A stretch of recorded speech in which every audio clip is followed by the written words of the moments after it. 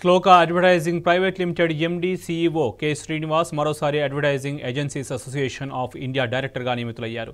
వరుసగా మూడోసారి ఏఏఏఐ డైరెక్టర్గా ఎన్నికయ్యారు. ప్రకటనలు, మార్కెటింగ్ రంగంలో శ్రీనివాస్కు 3 దశాబ్దాలకు పైగా అనుభవం ఉంది. Advertising agencies association of India board డైరెక్టర్గా మళ్లీ ఎంపిక కావడం చాలా సంతోషంగా ఉందని, ఇదో గొప్ప అవకాశం, బాధ్యత అని శ్రీనివాస్ అన్నారు.